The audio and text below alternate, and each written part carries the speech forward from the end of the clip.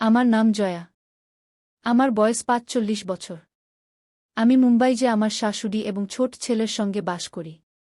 আমার স্বামী কিছু সময় আগে দুর্ঘটনায় মারা গেছে। জীবন চলার পথে আমি এক অদ্ভুত পরিস্থিতির মধ্যে পড়ে যাই, যা আমাকে নতুন সম্পর্কের একটি অদ্ভুত মোড়ে নিয়ে যায়। একদিন আমি এবং আমার শাশুড়ি একটি বিয়েতে গিয়েছিলাম। বিয়ের অনুষ্ঠানে ভিড় ছিল ব্যাপক, এবং সেখানে আমার পরিচয় হয় আমাদের গ্রামের প্রভাবশালী নেতা হরি প্রতাপ সিংয়ের সঙ্গে। আমি যখন সেখান গিয়েছিলাম তখন শাশুড়ি আমাকে ডাকলেন, অরে জয়া, শুন। আসো, আমি তোমাকে আমাদের ঠাকুর হরি প্রতাপ সিংয়ের সঙ্গে পরিচয় করিয়ে দিচ্ছি গু। যখন তিনি এলেন তখন আমি মাথায় পল্লু নিয়ে একটু সংকোচ নিয়ে তার পায়ে নমস্কার করলাম। তিনি আমাকে ভদ্রতার সঙ্গে দেখলেন। তার দৃষ্টি যেন আমার মুখ থেকে সরাসরি আমার কোমরের দিকে চলে গেল। শাশুড়ি আমাকে বললেন, দেখো, তাকে বলো তো তার বয়স কত। আমি কিছু বলার আগে তিনি নিজেই বললেন, এই তো, আমার বয়স ৮০ বছর, কিন্তু আমি কি ৮০-এর মতো দেখাচ্ছি? আমি মুচকি হাসলাম। সত্যি বলতে, হরি প্রতাপ সিং তার বয়সের তুলনায় অনেক তরুণ এবং শক্তিশালী ছিলেন। বিয়ের অনুষ্ঠান শেষ হয়ে যাওয়ার পর শাশুড়ি তাকে আমাদের বাড়িতে থাকার জন্য অনুরোধ করতে থাকলেন। ঠাকুর সাহেব, আপনি কিছুদিন আমাদের বাড়িতে থাকুন। এখানে শহরের কাজগুলি শেষে আমাদের সাথে কিছু সময় কাটান। হরি সাহেব অবশেষে রাজি হলেন এবং আমাদের বাড়িতে চলে এলেন। বাড়িতে ঢুকতেই তিনি আমাকে জিজ্ঞেস করলেন, জয়া, তোমার কি কোনো আপত্তি আছে? আমি হেসে বললাম, আপনি কি বলছেন ঠাকুর সাহেব? আমাদের খুশি হবে। এভাবে সময় কাটতে লাগল। জনপ্রিয় হরি সাহেব আমাদের বাড়ির একজন সদস্য হয়ে গেলেন। তিনি মাঝে মাঝে আমার সঙ্গে কথা বলতেন, কিন্তু তার দৃষ্টি প্রায়ই আমার দিকে স্থির হয়ে যেত, বিশেষত আমার কোমরের দিকে। একদিন আমি যখন আমার ছেলেকে স্কুল থেকে নিয়ে বাড়ি ফিরছিলাম, তখন দেখলাম হরি সাহেব ঘরে আগে থেকেই বসে আছেন। আমরা একে অপরের দিকে তাকালাম, এবং শাশুড়ির ইশারায় আমি আবার পল্লু মাথায় নিয়েছিলাম।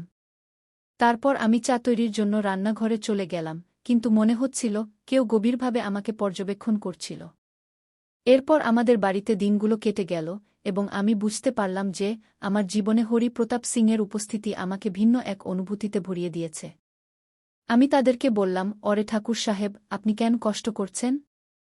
আমাকে বলেছিলে তো আমি বানিয়ে দিতাম। ঠাকুর সাহেব হাসলেন এবং বললেন, জয়া, আমি তোমার কষ্ট করতে চাই না। আমার কাজ তো রাত জাগতে হয়। আমি তাদের আশ্বাস দিতে বললাম, এতে কোনো কষ্ট নেই ঠাকুর সাহেব, আর যদি শাশুড়িমা আপনাকে চা বানাতে দেখে তাহলে তো আমাকেই শাসন করবে। সেই সময় আচমকা আমার নজর ঠাকুর সাহেবের দিকে পড়ে। তিনি আমাকে গভীর চোখে দেখছিলেন।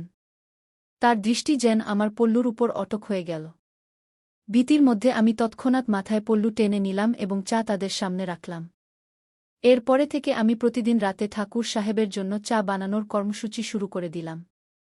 কিন্তু আমি অনুভব করলাম যে যখনই আমি তাদের কাছে যাই তারা আমাকে গভীর নজরে দেখেন। আমি মাথায় পল্লু রাখি, তবুও তাদের দৃষ্টির প্রাবল্য থেকে মুক্ত হতে পারি না। একদিন আমার বর দেবর বাড়িতে এলেন। শাশুড়ি মা তাকে নিয়ে যাওয়ার প্রস্তুতি নিচ্ছিলেন, কারণ তারা ৬ মাস আমার কাছে এবং তারপর ৬ মাস বর দেবরজির কাছে থাকতেন। শাশুড়ি মা আমাকে বললেন, জয়া, ঠাকুর সাহেবের ভালো করে খেয়াল রেখো, তাদের কোনো ধরনের অসুবিধা যেন না হয়, আর হ্যাঁ, তাদের সামনে সবসময় মাথায় পল্লু নিয়ে যে যোগু। শাশুড়ি মা চলে যাওয়ার পর কিছুদিন সবকিছু স্বাভাবিকই ছিল। ঠাকুর সাহেব এবং আমার মধ্যে কথোপকথন বাড়তে লাগল। এক রাতে আমি তাদের ঘরে খাবার নিয়ে গেলাম। ঘরটি অন্ধকার ছিল। যেভাবে আমি ভিতরে গেলাম আমাকে অদ্ভুত এক অস্থিরতার অনুভূতি হল। আচমকাই খাবার আমার হাত থেকে পড়ে গেল। শব্দ শুনে ঠাকুর সাহেব লাইট জ্বালালেন। তিনি বললেন, সরি জয়া, আমার জন্য তোমার কাজ বিগড়ে গেল। আমি হাসি মুখে উত্তর দিলাম, কোনো ব্যাপার নেই, আমি পরিষ্কার করে দেবগু। আমি ভাবলাম, আসলে আমার সাথে কি হল? ঠাকুর সাহেব বললেন, জয়া, লাও, আমি নিজেই এটা পরিষ্কার করে দিচ্ছি। তখন আমি তৎক্ষণাৎ উত্তর দিলাম, না ঠাকুর সাহেব, আপনি আরাম করুন, আমি করে দিচ্ছি। এরপর আমি ঝুঁকে পড়লাম এবং মাটিতে পড়া খাবার পরিষ্কার করতে লাগলাম। আমি অনুভব করছিলাম যে ঠাকুর সাহেবের দৃষ্টি আমার পৃথিবীশীতল প্রতিটি কাজের প্রতি নিবিড় ছিল এবং আমি মাথায় পল্লু ঠিকভাবে রেখেছিলাম। যখন কাজ শেষ হল তখন আমি একটি নতুন প্লেট নিয়ে ঠাকুর সাহেবকে দিলাম। তারপর আমি নিজের ঘরে ফিরে এলাম। ঘরের আয়নায় দেখলাম আমার শাড়ির পল্লু একটু নিচে ছিল।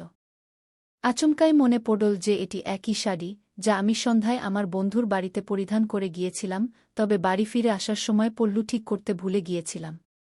ঠাকুর সাহেবের সামনে যাওয়ার এই অবস্থা দেখে আমাকে একটু অস্বস্তি লাগল। পরের সকাল যখন আমি নাস্তা নিয়ে ঠাকুর সাহেবের ঘরে পৌঁছালাম, তিনি তার পরিচিত ভঙ্গিতে বললেন, জয়াগু, একবার বাস আমাকে একটু সময় দাও। তুমি আমার মতোই কাছে আছো। আমার কথা বুঝো। এই কথা আমাকে হিলিয়ে দিয়েছে। প্রতিদিনের রাঁধুনিতে তাদের আসা, বিনা কথা বললেও কিছু না কিছু বলা, আর এখন এই সব বিষয়গুলো ধীরে ধীরে আমার কাছে পরিষ্কার হতে শুরু করেছে যে ঠাকুর সাহেবের দৃষ্টি শুধু আমার কাজের উপর নয়, বরং আমার উপরও। পরে একদিন তারা আমার জন্মদিনের কথা উল্লেখ করলেন। যখন আমি সন্তানের স্কুল থেকে ফিরলাম তখন দেখলাম বিছানায় একটি বাক্স রাখা আছে, যার উপরে লেখা ছিল, জয়া, তোমার জন্মদিনের অনেক শুভেচ্ছা। কি খুলে দেখলাম, সেখানে অনেক শাড়ি ছিল, প্রতিটি শাড়ি হালকা এবং সূক্ষ্ম। আমি বুঝে গেলাম এটা আমার জন্য নয়, বরং অন্য উদ্দেশ্যে। সন্ধ্যার দিকে ঠাকুর সাহেব হাসিমুখে বললেন, জয়া, গিফট পেলেন কিনা? কবে পড়বেন? আমি হাসির সঙ্গে উত্তর দিলাম, জি, কখনো পড়ব, কিন্তু ভিতরে আমি সতর্ক ছিলাম। সেই দিন আমার একটি বন্ধু এসেছিল এবং সে আমার সন্তানকে তার সঙ্গে নিয়ে গেল। রাতে বাড়িতে আমি আর ঠাকুর সাহেবই ছিলাম। চারদিকে একটা অদ্ভুত শান্তি ছিল। আমি দরজা এবং জানালা বন্ধ করে সবকিছু ঠিক করে নিলাম। ঘড়িতে রাত 9:30 বাজতে চলেছিল এবং পরিবেশ ধীরে ধীরে আরও গুরুতর হয়ে উঠছিল। যখন আমি আয়নায় আমার মুখ দেখলাম তখন নিজেকে একটু লজ্জিত মনে হল। খাবারের থালি সাজিয়ে আমি ধীরে ধীরে ঠাকুর সাহেবের ঘরের দিকে এগোলাম। মাথায় পল্লু আজও ঠিক আগের মতো ছিল। যখন আমি ঘরে প্রবেশ করলাম, ঠাকুর সাহেবের নজর কিছুক্ষণ ধরে আমার উপর স্থির ছিল। তারপর তিনি তার ঘরের দরজা আস্তে করে বন্ধ করে দিলেন এবং আমার হাত থেকে থালিটি নিয়ে পাশে একটি টেবিলে রাখলেন। পুরো বাড়ি অন্ধকার ছিল, শুধু একটি টেবিলের ল্যাম্পের হালকা আলো ঝলমল করছিল। কিছুক্ষণ সবকিছু চুপ ছিল, আমি মাথায় পল্লু দিয়ে চুপচাপ দাঁড়িয়েছিলাম। তখন ঠাকুর সাহেব দুই হাতে আমার কাঁধে ছুলেন এবং হাসি মুখে বললেন, জয়া, তুমি কত সুন্দর। আজ খুবই ভালো লাগছে গি। আমি এক পালকের মতো নিঃশব্দ হয়ে গেলাম, তারপর ধীরে ধীরে হাসতে হাসতে বললাম, ঠাকুর সাহেব, এই বয়সে আপনি এত শক্তিশালী দেখাচ্ছেন। কি আমি আপনাকে বাবা বলবো? তিনি হাসতে হাসতে বললেন, বিলকুল জয়া, তুমি আমাকে বাবা বলতে পারো। তাদের কি জানি ছিল না যে আমি তাদের শূন্য বাবার মতো দেখছিলাম। পরের দিন সকাল হলে বাড়ির সমস্ত জানালা বন্ধ ছিল। আমি ঠাকুর সাহেবকে নাস্তা দিলাম এবং স্নানের জন্য পানি প্রস্তুত করার খবর দিলাম। তিনি আমাকে দেখলেন এবং আমি ঘরটি থেকে বেরিয়ে এলাম। এমন করেই সময় চলে গেল এবং এভাবে 3 মাস কেটে গেল। পরে একদিন আমার শাশু মা ফিরে এলেন এবং ঠাকুর সাহেবের বিদায় হওয়ার সময় এসে গেল। কয়েকদিন পর আমি শাশুড়িমা এবং ঠাকুর সাহেবের কথা শুনলাম। শাশুড়িমা জিজ্ঞেস করলেন, ঠাকুর সাহেব, আপনার দিনগুলো কেমন কাটছে? আপনার কাজ সম্পন্ন হয়েছে? ঠাকুর সাহেব উত্তর দিলেন, হ্যাঁ বিগি, যা আপনার বলা ছিল সবই সম্পন্ন হয়েছে। জয়ার যা প্রয়োজন ছিল তাকে সেগুলোও মিলে গেছে। কি এই কথা শুনে আমি অবাক হয়ে গেলাম।